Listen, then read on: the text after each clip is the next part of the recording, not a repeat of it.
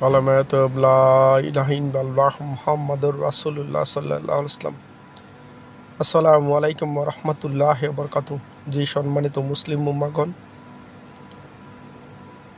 এই কালেমাটি আমাদের জবান থেকে অগাধ পরিমাণ কষ্ট করে ধৈর্য ধারণ করে আমাদের অন্তরের অন্তরস্থলে প্রতিস্থাপন করতে পারলে আমরা এই দুনিয়াতে এবং আখিরাতে সফলতা অর্জন করতে পারবো। আমরা যদি শয়তানকে পরাজিত করে মহান আল্লাহ তাআলা এবং তার প্রেরিত রাসূল হযরত মুহাম্মদ সাল্লাল্লাহু আলাইহি ওয়াসাল্লাম সুন্নত তরিক অনুযায়ী চলতে পারি, তাহলে আমরা এই দুনিয়াতে এবং আখিরাতে সফলতা অর্জন করতে পারবো ইনশাল্লাহ।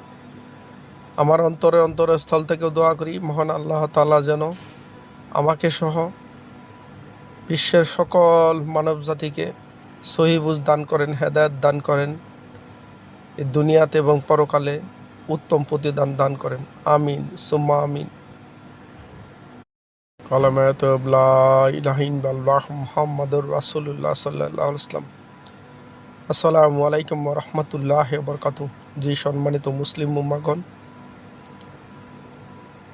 এই কালেমাটি আমাদের জবান থেকে অগাধ পরিমাণ কষ্ট করে ধৈর্য ধারণ করে আমাদের অন্তরের অন্তরস্থলে প্রতিস্থাপন করতে পারলে আমরা এই দুনিয়াতে এবং আখিরাতে সফলতা অর্জন করতে পারবো। আমরা যদি শয়তানকে পরাজিত করে মহান আল্লাহ তাআলা এবং তার প্রেরিত রাসূল হযরত মুহাম্মদ সাল্লাল্লাহু আলাইহি ওয়াসাল্লাম সুন্নত তরিক অনুযায়ী চলতে পারি, তাহলে আমরা এই দুনিয়াতে এবং আখিরাতে সফলতা অর্জন করতে পারবো ইনশাল্লাহ।